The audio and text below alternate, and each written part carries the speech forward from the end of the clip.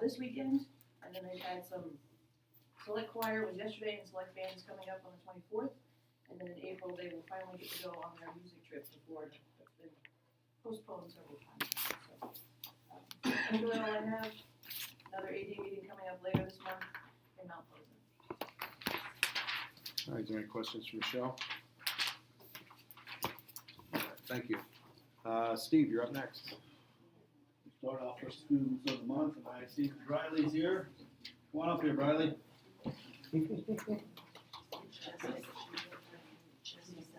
All right, we'll go up here front here so you won't see it. Thank you.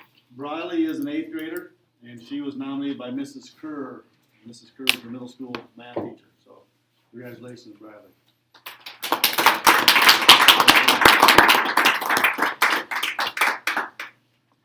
Two good things, they had a pizza party on Friday, and the best thing is you don't have to stay for the rest of the meeting, so you're safe to go. Congratulations. Just a few things here. We had third quarter parent-teacher conference back in February. Those are a little different than what we normally hold on the first two. We have student-led conferences for middle school, so if you look at the percentages that came compared to our fall and winter parent-teacher conference, there's a drastic improvement. I think, if I remember right, in the fall and the winter, we were below 20% as far as total.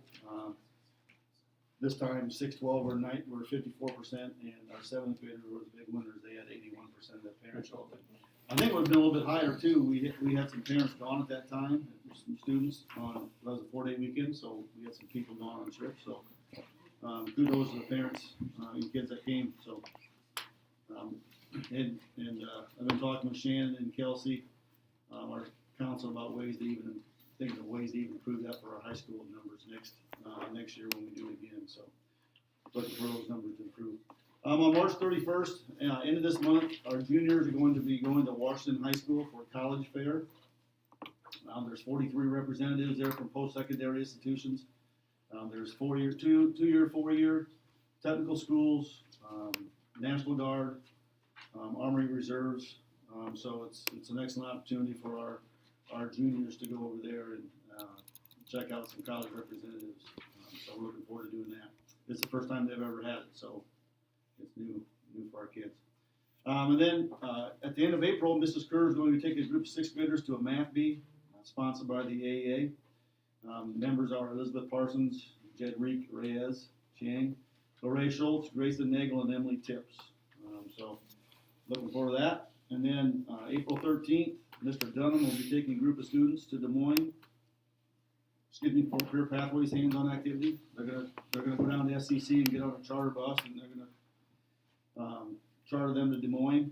And the students will they're gonna have access to over 20 different career pathways, 68 different business exhibitors, and it's the largest hands-on career immersion event in Iowa. So looking forward. I think there's 9 kids going with Mr. Dunham to go to that, so it should be an excellent opportunity for them as well. So. Other than that, kind of business as usual, so that's it. Any questions for Steve? All right, thank you. Brett, you're up next. All right, a few repeat items, but thank you for coming over to see the sensory room. Hopefully you can see the benefit to the students that are going to use that. ISASP, like Shannon mentioned, 3rd through 12th grade in the district are going to be doing that here at the end of March and early April. This is something for the public side of it that, the assessments get a bad rap, but it's important. We get our grading for, the state report card. The teachers take it serious. We need the students and parents to take it serious as well. And it's just something that we ask people to do their best on. The results will take care of themselves. I'm confident of that if everyone puts their best effort into it. At least 4 teachers have submitted a total of 13 STEM grants, the scale-up grants to the University of Northern Iowa. There's no cost to the schools, and they're all funded by the grant. We've had good success in receiving those the last couple of years. And, you know, they're very good for the building as far as getting materials in and professional development for the staff as well. So I look forward to getting some of those back in the building again. Upcoming events, parent-teacher conferences, about 92% attendance. There was a little bit of weather that night, if I remember right, that Thursday. I don't know if that kept a couple away, but overall, very good attendance. Early childhood open house night, I've sent a couple of reminders out on the app. March 23rd, 5:30 to 6:30. This is for our incoming kindergarten and preschool students. Last year we had just a shade under 20 families and students come through. Any students are welcome in that pre-K kindergarten age. It's good to get in the building in a kind of an unstructured setting. So a pre-kindergarten roundup and any new to the district kindergartners. This date is set for April 22nd. Preschool won't have school that day, and parents and the incoming pre-K kids will come in, do some activities with teachers, and kind of kickstart our back to school for next fall. Initial planning for summer school is underway. I've got about 85 students right now on the initial list. We'll go through those, send invitations home, and based on those numbers, we'll go try to get some more kids after that. So that's where we're at. Any questions? What was that last number you said? How many? 85. And that's just the students that hit that threshold with our fast testing that are below benchmark or on progress monitoring. There's plenty of kids that can still use, and we will extend an invitation to those that, after we get our initial response back, to give as many kids as we can within reason, to still keep those small groups. Percent of those 85 would you typically get in? We're about 50%. I think every year to this point we've been about 50%. Biztown? Biztown's this Friday. We're going on 2 years able to do this, so it's a big deal. They go up to Davenport. It's right next to the Figgy where they do the Biztown. If any of you have been to it with your kids or volunteered for it, it's an excellent opportunity, some real life situations, and put the kids in an adult work life setting. So very good experience, and one they've been looking forward to for a while. Anything else? Sorry. That's fifth and sixth grade. Sixth grade and fifth grade. So yeah, junior high's been working with our fifth graders. Things they didn't do this year that they normally do are like the interviews with outside folks. And I think that's basically just been time thing. All the other stuff is a go this year. So. Any questions for Brett? All right, thank you. Yep. Last but not least, Rich. All right, gentlemen, mid-March, turn water on the field house. Pretty much that boils down to, as time permits, start getting the plumbing hooked back up, and then top of March, probably by Wednesday, we should have all the water on and everything functioning over there in preparation for soccer, track, and field coming up. Process of replacing burned out fluorescent light bulbs with LED lights that we already had in stock. An example is, I know the wrestling room was starting to look kind of poor, and our older fixtures are the old fluorescent lights, which we no longer carry. So we go with an LED setup that has been converted to, and we have plenty in stock of. To give you an example, in the industrial shop alone, I did 108 bulbs that were in all the fixtures. That came to a difference of 18 watts difference per bulb. So as of a couple of days ago, when the lights come on, we are using 1,944 watts less of power. And we have twice the brightness going on. So it was long overdue on my list type project, but before the weather got good to where I'm gonna venture outside. I figured I'd take advantage of occupying my time with projects like that one. Continue with calls for repairs, preventive maintenance, with the heat.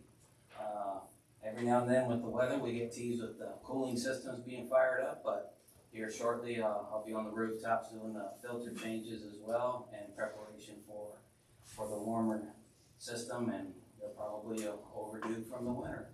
Being on the roof collecting dirt and everything else that comes through the filters. And then last on the agenda, or C here is, and we'll get to it here shortly, is the bids for the univent replacement in the elementary building. So, ladies, did I forget anything else? Any questions for Rich? All right, thank you. Moving on to personnel, we have 4 hires. We can do them in any way that you see fit. All at once, one at a time. Only question I had is, so Nate's contract is already prorated based on the days that he doesn't think he'll be able to attend, correct? I don't have any problem doing them together. Okay. Make a motion to approve the personnel hires, 1 through 4 in our agenda. Second. Motion and seconded to approve Tom Wilson as high school boys track assistant coach, Courtney Wagner as junior high softball coach, Micah Peck as junior high baseball coach, and Nate Atkinson as junior high baseball coach. All in favor say aye. Aye. Opposed, same sign. Motion passes. We have 1 resignation. Michelle Wade, activities director and business teacher.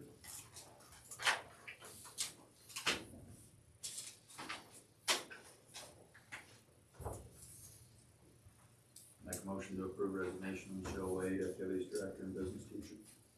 I'll second.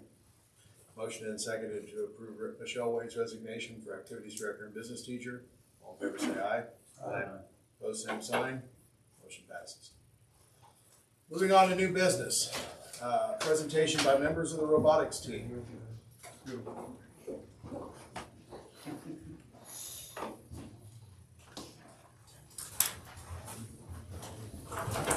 Do we need to rearrange furniture or anything, Bill?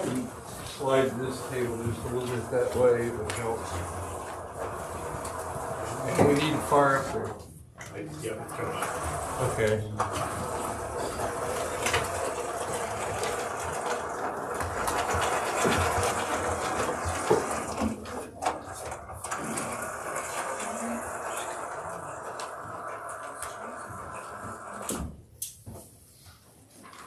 What's the name of that?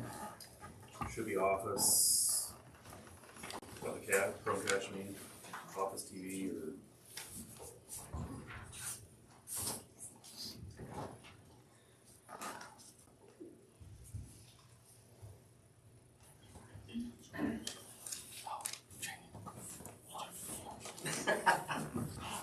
You're fine, just stand right in front of it.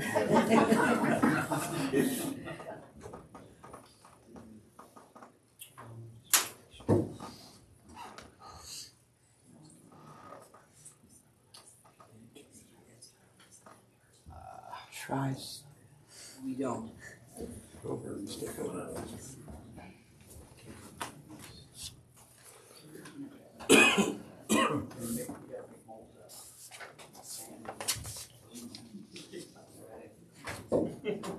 Nothing this fancy. You wanna go ahead and talk about this now?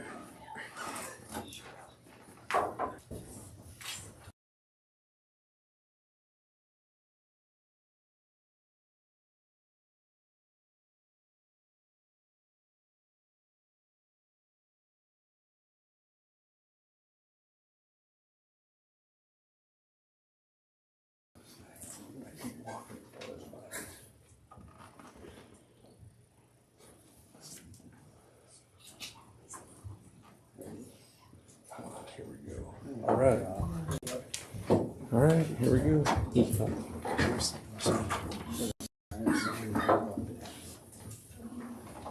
All right.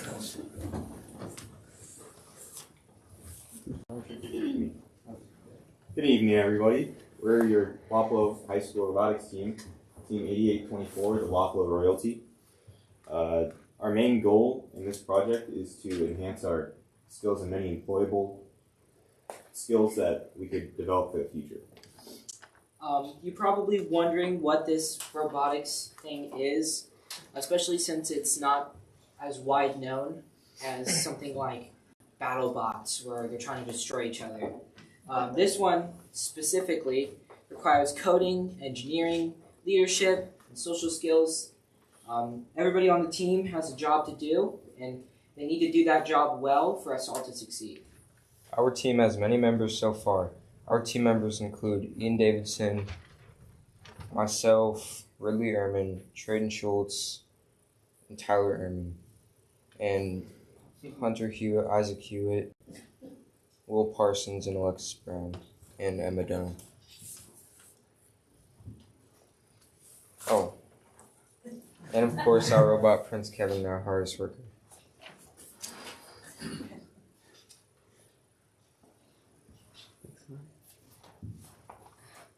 Oh yeah, so quick explanation of what some of the things on here are.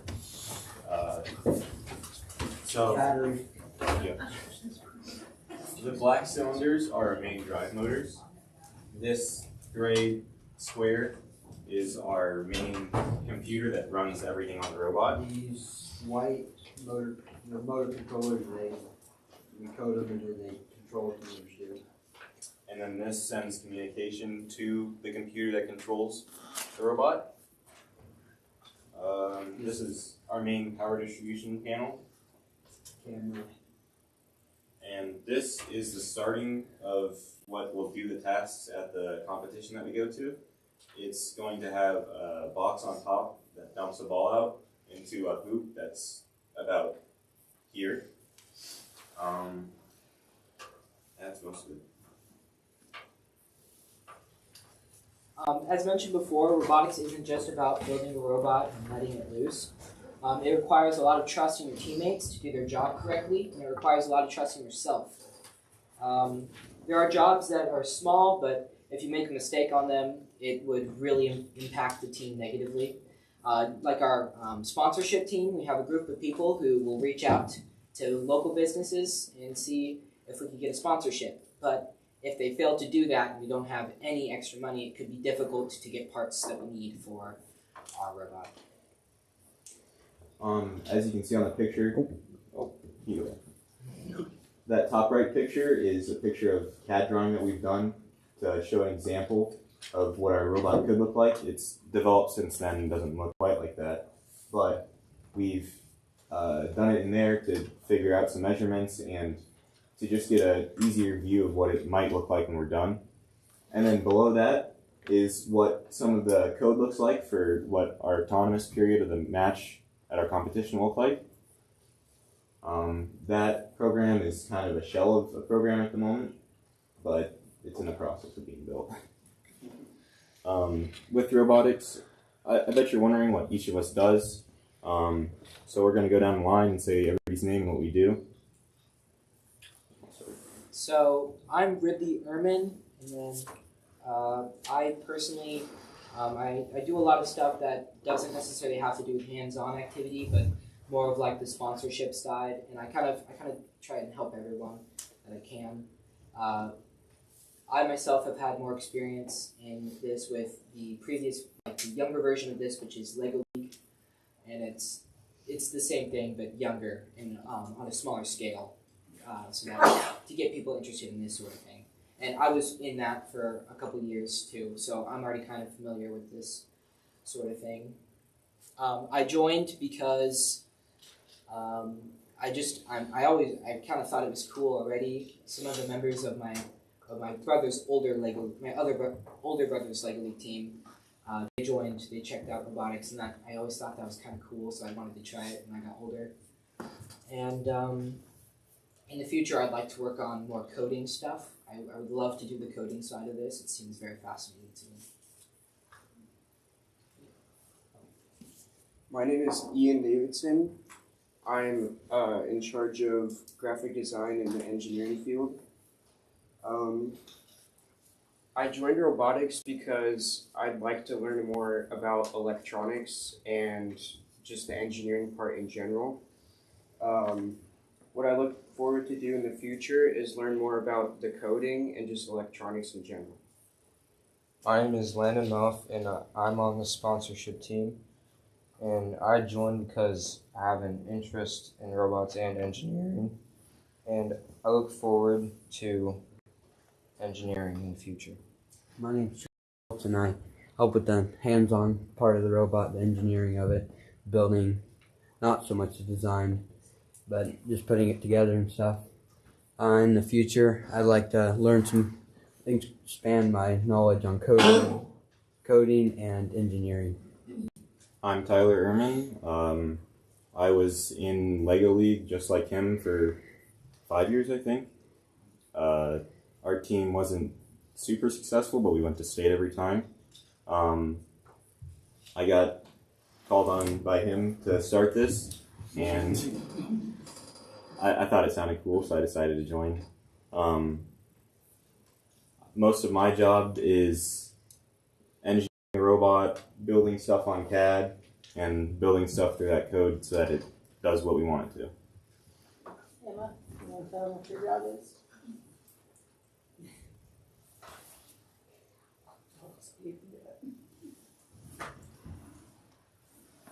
My name is Emma Donald. My job is keep everybody safe and make sure they don't get hurt. She manages the first aid bag.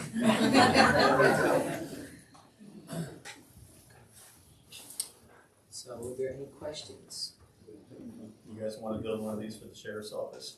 To go into houses? I'm pretty serious, actually.